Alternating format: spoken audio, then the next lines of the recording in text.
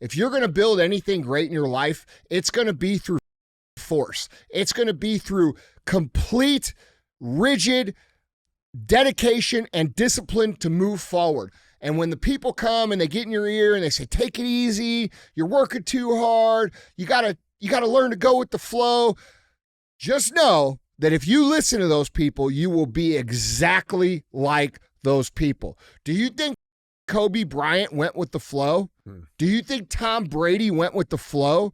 Do you think Muhammad Ali went with the flow? Do you think any person that you look up to went with the flow? No, they didn't. They said, I'm going here, and anybody who gets in my way, I'm going to run them the over. That's what they said. That's the attitude they have, and that's the attitude of champions. What is up, guys? It's Andy Frisella, and this is the show for the realists. Say goodbye to the lies, the fakeness, and delusions of modern society, and welcome to reality. Guys, today we have Q&AF. That's where you submit the Qs, and we give you the AFs. Now, you can submit your questions a few different ways. The first way is... Guys, you can email those questions into askandy@andyfrisella.com. And that's DJ. Hey, guys. What's up? Hey. Or you can go on YouTube, and you could drop your question in the comments section, and we'll pick some from there as well. If you're a regular listener to the show, you know we have shows within the show. Tomorrow, you're going to get CTI. That stands for Cruise the Internet. That's where we put topics up on the screen. We talk about what's happening. We speculate on what's true and what's not true. And then we talk about how we, the people, have to solve these problems that are created by these dumb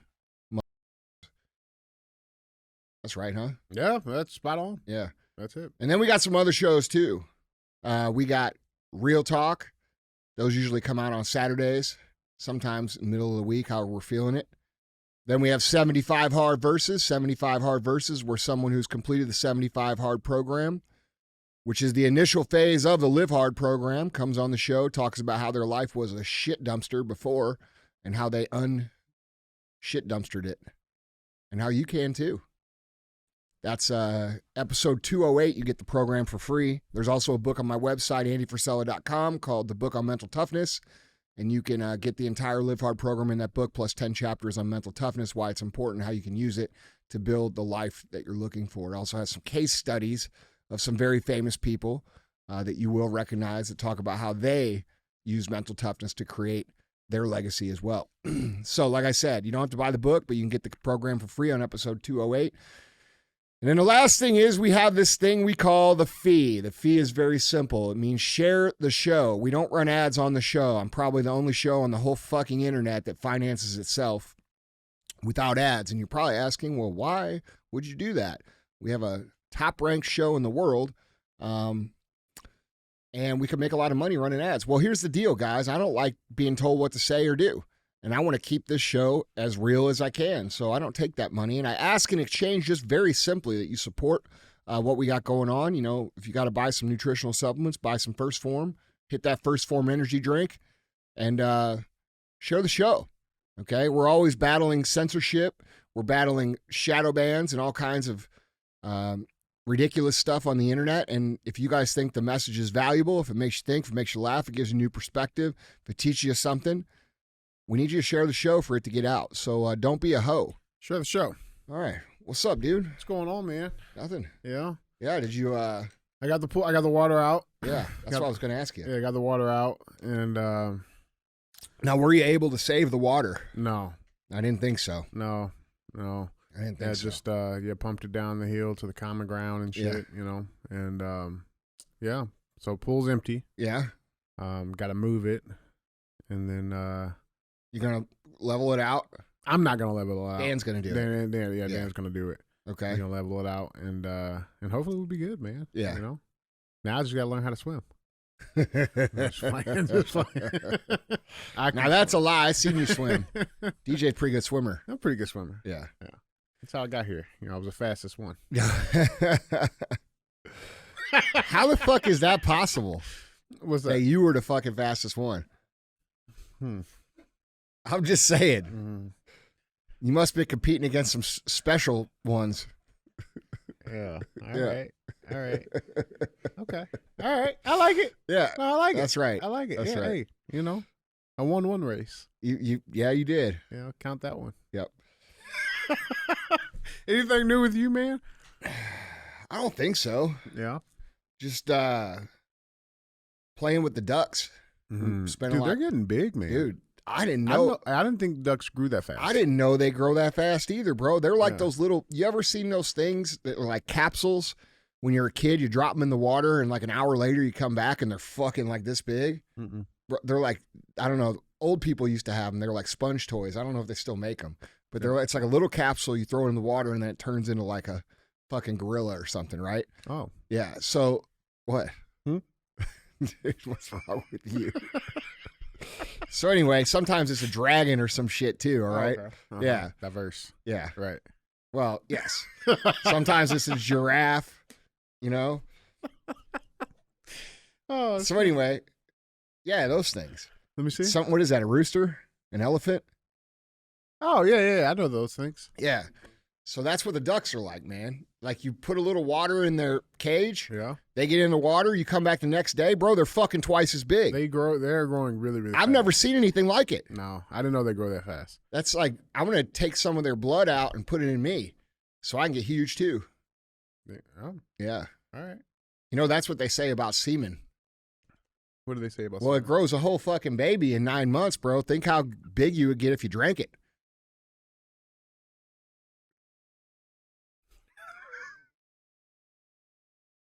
Why do you think these gay dudes are so ripped, bro?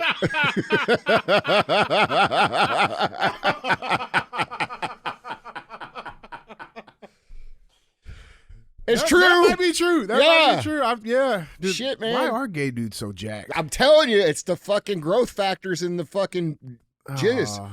Yeah, man. Make you jacked. But like it only works like if you have testosterone in your body or something. I don't know. Because like I never tried it, but I would think it would work. Yeah. Huh.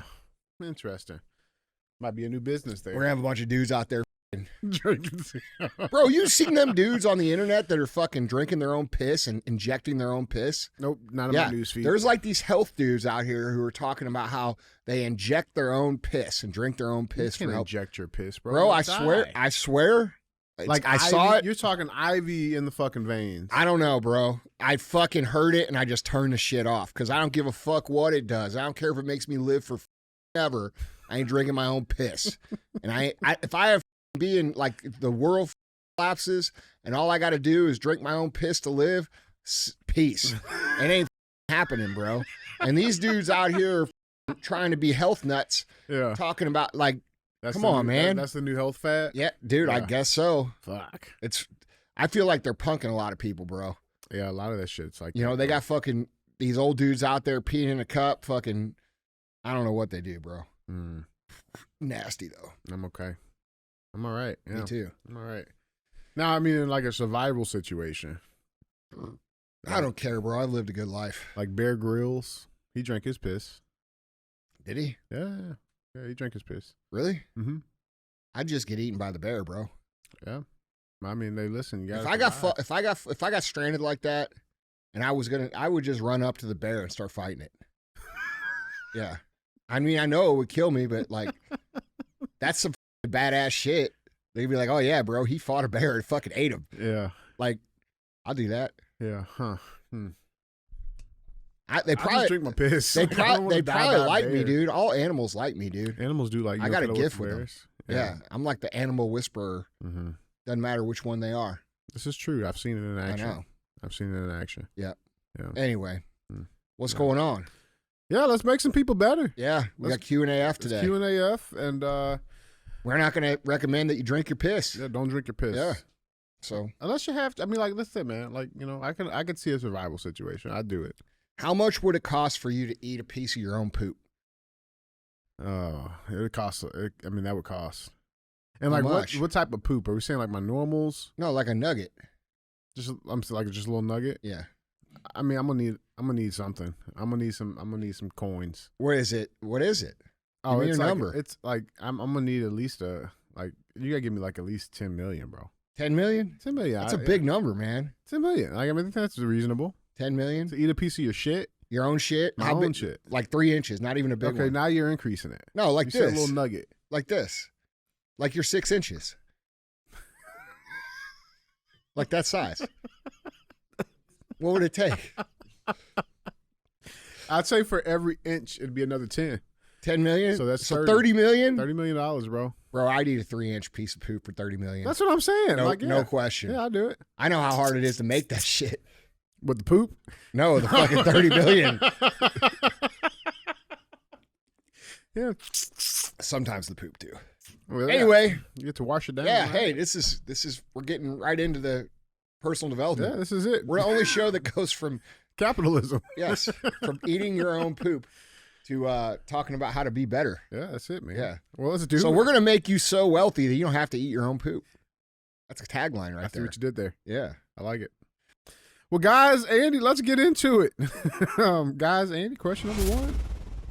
Andy, I'm an entrepreneur at a medium-sized company. A few Q&As ago, you talked about how entrepreneurs should be striving to create value and how the really great ones take initiative and fix issues on their own. My direct leadership has been slacking in a few areas. There's been some growls in the team, and so I took some initiative and addressed a few things for the team. And the team absolutely loved it. Fast forward a few days, I get called into his office and was told that I stepped on his toes. Long story short, I vented about what it was causing in the team and how I take responsibility for it and what my intentions were, and he wasn't trying to hear him. Now, there's a few people above him in management. Should I consult them? Do I try to mend the trust and kiss ass? This dude's a pussy, and I'm just trying to win. What's your thoughts? Well, look,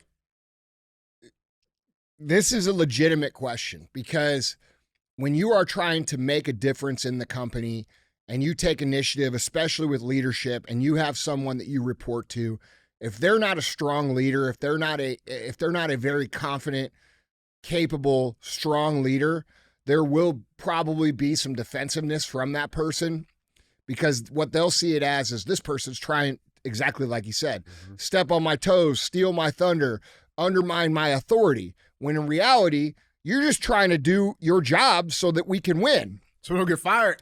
It's not about getting fired, bro. It's you know, there's just management in certain companies who have the wrong attitude. They have the attitude of I rule over you instead of we are on a team and we need to win.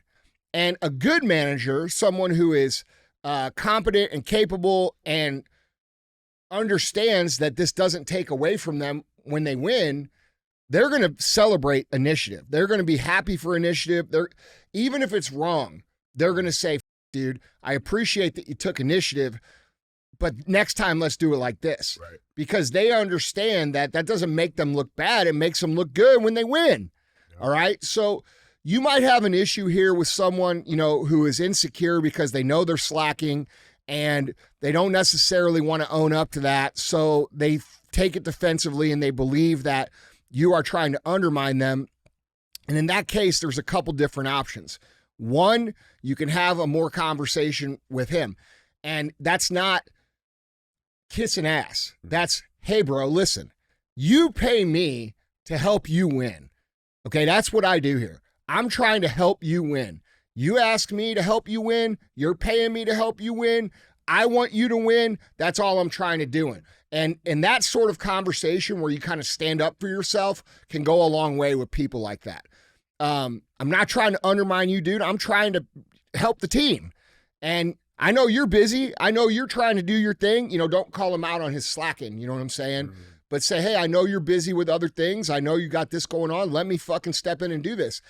And the fear on their point is that you will become so good at what you do that it will be recognized that you are better than them. Yeah. But in that scenario, it's good that you take the initiative if you're in the right company because it'll progress your career and it'll also make that guy start to move. Okay, the reason that these managers get complacent and they don't move is because they don't have people underneath them pressing them with the results that they're producing. So as someone who's subordinate to an insecure leader, like it sounds like you are, you need to push them to improve with their performance by having great performance yourself. Now, that's one way to handle it. Now, if you went around the office and you said, well, fucking Joe is not doing his job, so I got to do it. Yeah, you are undermining him, and he does have a right to be pissed. Those conversations need to be happening behind closed doors, not out with other people, because that makes you a cancer. If that were happening in my company, I would fire that person immediately. No matter how true it is. Yes, because it's cancerous, okay? Or now you can go out and you continue to do what you're doing. You keep getting better, and if this guy steps in your way again, you can go to someone above him and say, hey, look, I'm having a lot of trouble, man. I'm not trying to throw anybody under the bus. I like this guy, Steve. He's all right, dude. But I'm trying hard to win, and I'm being told to not do these things. And, that's a way you could go. But there's going to be, in some situations, there could be some backlash to that. In reality, I don't think that's a bad thing, because if your initiative and your drive and your want and will to win isn't appreciated where you are, then you need to be somewhere where it is appreciated so that you have upward mobility for yourself and your family. All right. So this comes down to just doing the right thing, working as hard as you can, being professional, handling things like an adult. And if it's not welcome, bro, it's time to find a place where you would be welcome. I can tell you this, initiative is one of our core values. Okay, the 3 most valuable skills an entrepreneur can have is the ability to sell, the ability to lead, and the ability to take initiative and move a project from concept to completion without having to be told exactly what to do. If you have those 3 skills and you're good at it, you're going to write your own check in almost any company that's hungry to win. And this goes for a lot of you guys. A lot of you guys that are entrepreneurs, you need to understand that not every company is trying to grow. Not every company is trying to be big enough to where you can actually build your career inside of it. You want to get with an aggressive company. You want to get with a company that has huge plans and huge dreams and then backs that up with action, because what that means is that you will have opportunity to build an amazing career underneath that. And dude, a lot of companies just ain't like that. So you got to have the acuity to be able to observe and sense, are you with a company that's going the right way? Are you with a company that's trying to win? Are you with a company that's trying to become so big that you can build your entire life within that framework of that company? And dude, the answer for most companies is no. Most companies want to be medium-sized companies. That's all they want to be. The owners want to collect a moderate check, and they don't really give a fuck about growing the careers of the people that work there. For me, dude, I could have quit trying to grow First Form and S2 and all the shit we got going on years and years and years ago. But I figured out along the way that that wasn't okay, because I have people who have invested their whole professional lives since they were 19 years old inside this company that deserve to have a chance to build their dreams. And that means when they invested up there in the beginning and they believed in me, and then I just get to the point where I'm good and then I fucking bolt, what kind of person does that make me? That's an unloyal, disloyal motherfucker, bro. And I ain't that kind of person. Yeah. So I come in here every day. I give everything I got so that the people in this building can build their careers as well. And that's another thing you should look for. Your leadership and your ownership should give a fuck about building careers for their employees. And if they don't, you need to find somewhere that does, because you'll waste your whole life there. Yeah. And let me ask you this, because I feel like, and I don't know how old this person is, but I feel like there's a lot of people out there that just have a problem just simply standing up for themselves, right? Just simply handling those hard or tough conversations, right? Like, do you have any tips or tricks or things that you've learned, going, because you started in business when you were 19, where, the world might look at you as this young person, right? Not really take you serious. How do you handle those difficult conversations? How do you handle that conflict resolution? How do you handle that? Dude, look. That's a skill in itself, okay? What you have to realize is that you are in charge of your own progress. And if you lack the ability to give feedback or have difficult conversations, what usually ends up happening with those people is they start to observe a bunch of things they don't like. I don't like this. I don't like that. I don't like this. I don't like that. And because they lack the courage or the understanding of how to address it properly, meaning going to your leadership, sitting down, saying, hey, This is a problem. This is a problem. This is a problem. You guys aren't seeing this. You know, whether you got HR, whoever your direct leadership is, you go to them, you sit down, you tell the truth. What usually happens to these people who bottle everything up is they start to get bitter and they get resentful. And then they come in one day and they're like, fuck this place. I fucking hate this place. And they fucking leave. And like, they leave without ever bringing it to the leadership, thinking that we can just guess on what the problem is. You know what I'm saying? Yeah, like mind readers, yeah. Bro, and nobody is. And so you have to understand that there is no value in just shutting up. There is tremendous value in speaking up and telling the truth to HR or your direct leaders, because most of the time, the problems that you're having are oversights because everybody else is worried about what's going on in the playing field. So it's hard to see holes when you're worried about offense and you're worried about putting points on the board. It's hard to see those things. So if you are an entrepreneur and you can bring those issues to your leadership tactfully as a team player, not as a bitchin' high maintenance nag employee, but as a contributor, hey, here's a couple problems I noticed. I've experienced this. I think we need to fix these things so that we don't cause an issue with the culture. And there's also this other little thing. And you know, I'm not upset, but I want you guys to know, and I think we do need to fix it because it's starting to get a little chattery. All right.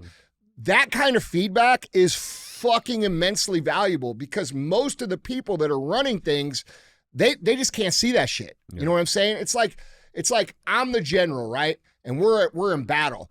And you're fucking 30 miles out there on the fucking line, you know, way over here. And you're getting fucking killed, right? But because you don't want to bother me or you don't want to give me feedback or you don't want to report back bad news, you just continue to get killed and we lose the fucking battle. You see what I'm saying? Yeah. So feedback back and forth as a contribution in a team is super important. And if you can be an entrepreneur that can have, you know, they're not difficult conversations, dude. Yeah. These are just conversations. You got to stop prefacing this thing as like difficult conversations. They're not fucking difficult. They're factual. Okay. So have a factual conversation. Don't bring drama. Don't bring gossip. Don't bring bullshit. Bring facts and bring a solution to the problem. If you can become someone that does that, your value goes way the up because the leadership says, hey, that guy's bought in, that guy cares, that guy looks out for the company. And when the time comes for, you know, the conversation about who the next leadership is or who can be trusted to do this or that, that person gets talked about. And eventually, if their skill set's good enough, they get to move. So there's this false idea of being stoic and not complaining that actually holds your value back because it's not complaining and it's not a difficult conversation. It is a factual conversation and we bring solutions to try to make the team better. And dude, how do you do this? You just fucking do it. You fucking do it. Yeah. You go do it. You sit down. The first time you're going to be nervous. And don't do none of this shit either where you go, well, I'm not trying to, you know, like complain and I'm not trying to, you know, blah, blah, blah, blah, blah, blah, blah, blah, blah. Well, then don't complain and don't bitch. Just say the facts. Hey, here's a hole in the game. Here's a hole in the game. We got to fix these holes. And, you know, I just want to let you guys know. Mm-hmm. Yeah. You know, I was thinking too, you know, you're like those people that, you know, bottle it up and then they just walk in one day and like, oh, fuck. I feel like that's what happens if they're lucky. I think what a lot of people happen too is they bottle that shit up and then they just learn to accept it. Well, no, dude. They don't change shit about it. Not only that, dude, here's what happens. They start, because they're fucking pussies, they start talking to everybody around them, bro. Mm-hmm. They start complaining to everybody around them. And they start trying to destroy things in the company because they're too fucking pussy to have a conversation. That's exactly what it is. Yeah. Okay? So the reality is, dude, if you can't have difficult conversations, quote unquote, difficult conversations that aren't even difficult, you lack the ability to succeed and get paid. Mm-hmm. That's it. Yeah. I love it. I love it. Guys, Andy, question number 2. Andy, I hear people talk about how important it is to be flexible and to go with the flow. I've been told to be more easygoing and I should try to take it easy, let it go, or worry about it tomorrow. Maybe I'm not quite understanding what the message is, but I definitely do have a difficult time just going with the flow. There's been times where being flexible slows down my progress, and also times where not being flexible may have worked against me. I'd love your opinion on when it's time to be flexible in life when pursuing great health and success. Go with the flow. What's your take on that? 95% of the time, that's something that's said by fucking lazy loser people who don't want to be held to a standard that you're holding for yourself. So you're out here trying to hold a high standard. You're trying to work hard. You're doing all this shit. And they're saying, oh, just go with the flow, man. Don't work too hard here. It's loser shit. Those people will always be broke. And let me tell you something else, bro. If you're going to build anything great in your life, it's going to be through fucking force. It's going to be through complete, rigid dedication and discipline to move forward.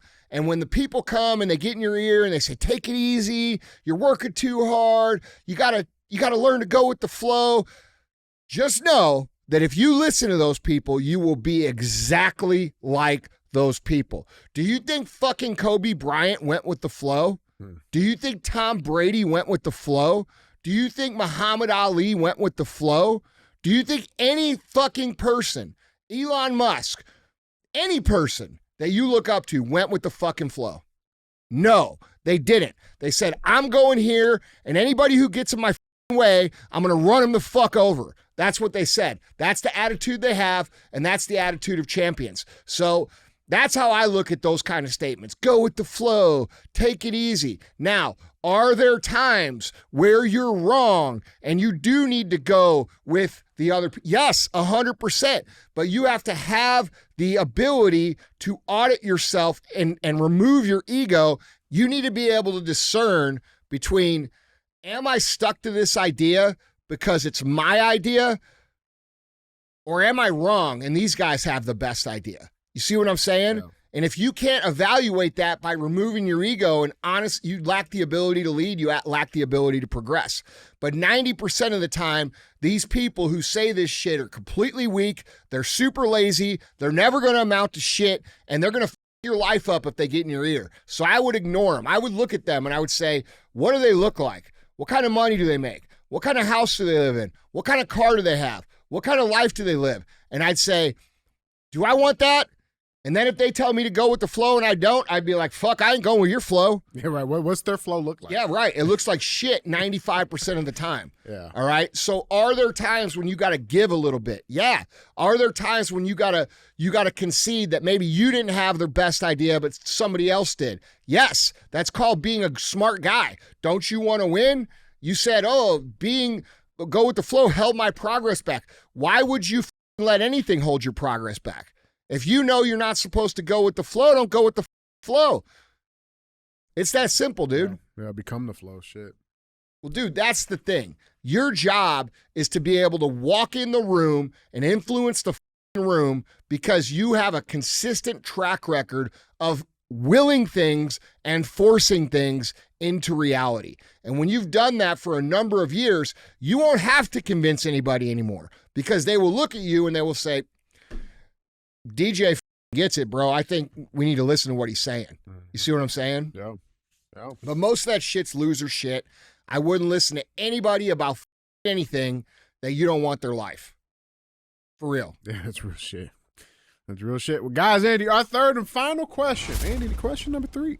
Andy, this may be more of a thought-provoking question for you, but I'm really curious to hear your thoughts on this. At this point in your life, 25 years in, all the work, the blood, the tears you've put in, do you still have any anxiety, big or small, that it won't work? No. I've never thought that it won't work. I've never thought that even when I started. I never thought it. I thought we'll figure it out. We'll make it happen. That's what I always thought, dude. And that's the attitude you have to have, okay? You're not going to get something given to you. It's not going to come easy. It's not going to be stress-free. It's not going to be anxiety-free. It's not going to be frustration-free. That's the thing you guys miss about going out here and building success. Nobody's bringing it to you. It's not coming to you. You don't deserve it. It's not fair. You're going to have to earn every fucking bit of it. And bro, quite honestly, you're going to have to go take it. And you can't go take it if you're worried about it not working. Okay, because it takes 100% of your energy to go out and make shit happen. And if you're spending 10% or 20% or 30% of the energy afraid that it's not going to work, you can't put the proper amount into moving forward, into giving the right amount of offense, which is the key to getting this built. Okay, so you have to force this into reality. The internet has made business and entrepreneurship seem and success seem like it is easy and it's abundant and it's for everybody. And the reality is it isn't, okay? There are limited spaces at the fucking top. There are limited slots on the playing field for you to get a starting position. Bro, just because I want to be an NFL football player doesn't mean that I can manifest myself into an NFL football player. There is a limited number of spots, and I've got to compete and be great to be in one of those. And your income bracket and your position in the world is the same exact way. And we have all these knuckleheads out here on the internet talking about how it's unlimited success and you could do, bro, no, it's not. Okay, you are competing with actual human beings. There are limited number of spots. If you want to be in the game, if you want to be on the field, if you want to be an all-star, if you want to be a Hall of Famer, you are going to have to get aggressive and you are going to have to force your will into existence, into reality. There is no easy way. There's no quick way. There's no risk-free way. There's no anxiety-free way. And when you think there is, you're setting yourself up for failure. This is why this idealistic viewpoint of entrepreneurship and business is so damaging. Okay, you see all these dumb fuck coaches out here selling programs who've never done a thing, who have never built a business, who have never truly become successful outside of the money that they make selling programs. And they are telling you all this crazy shit that just isn't true. You need to come to terms with the reality, and you need to learn how to listen to people who have built real things that are teaching you. You guys need to quit listening to these internet dumb fucks who don't know what they're talking about. They've never built anything real outside of selling you a program about how to do something that they never actually did. And if you don't learn how to vet people and you don't learn how to ask, do they have a business? Do they have customers? Do they have employees? Can I buy their product? How long have they been doing it? How good are they at it? What's the business do? What's it worth? How is it? Is it dominant? Is it shitty?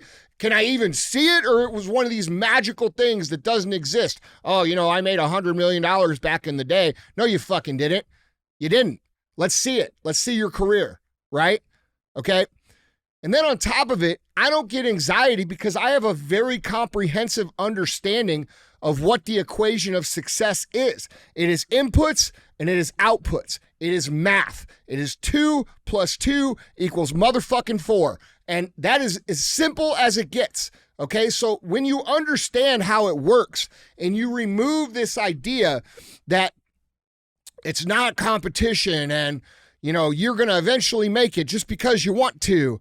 And, success is for everybody. And you get your ass to work the way that you need to work. And you understand that the inputs you get in, the seeds you plant today are going to produce fruit in time. Now you're on the right track. But dude, if you understood the formula, you wouldn't have anxiety.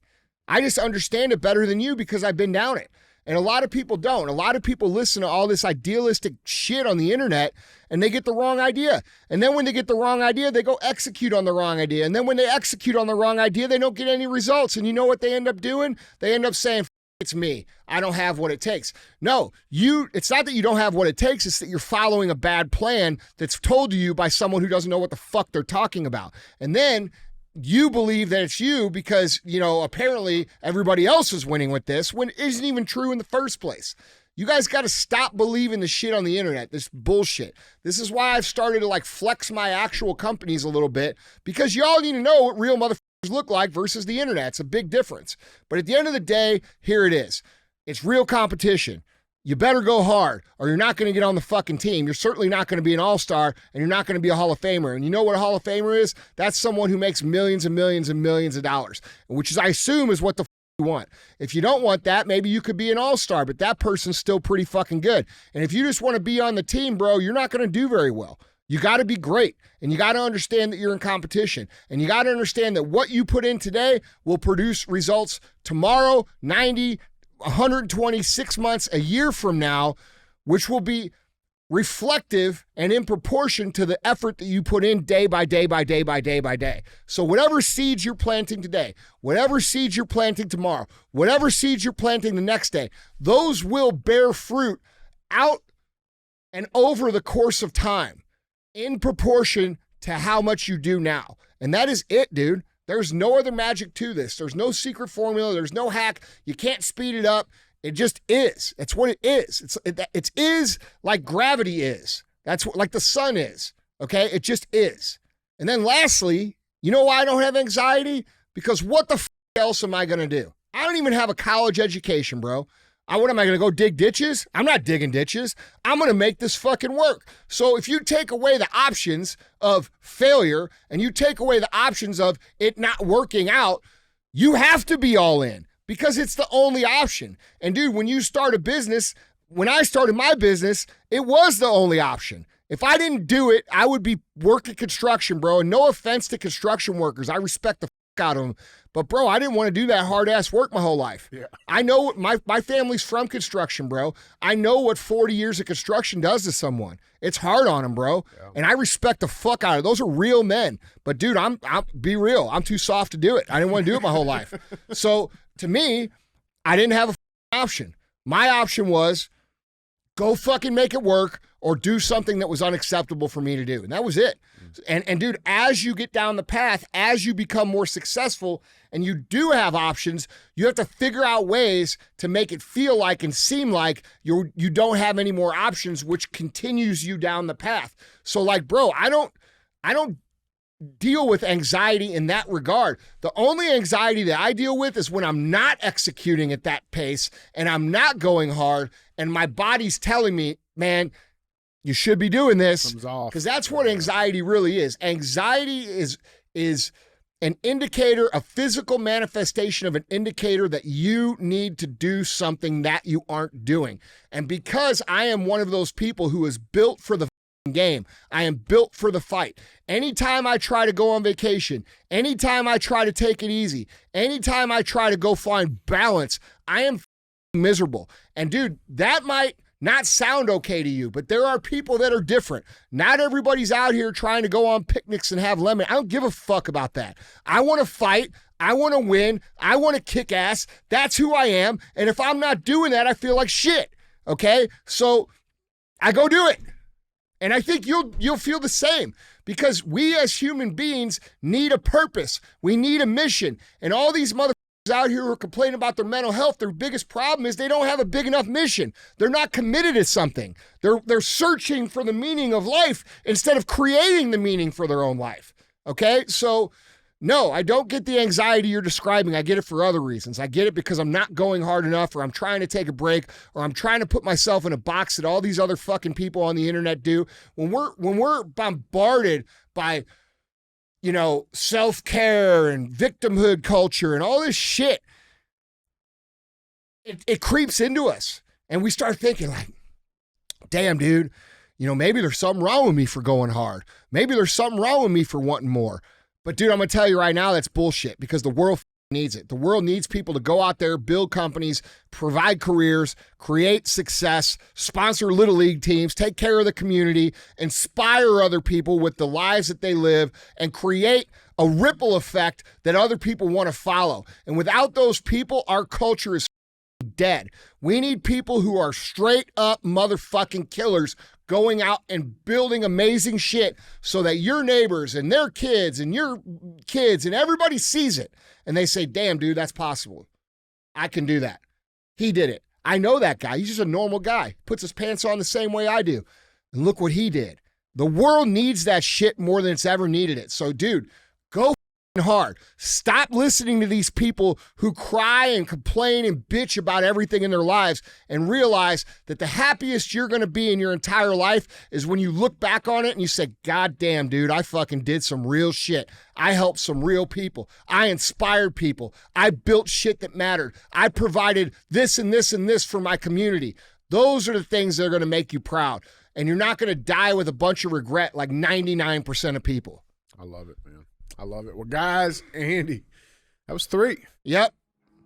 Don't be a hoe. Share the show.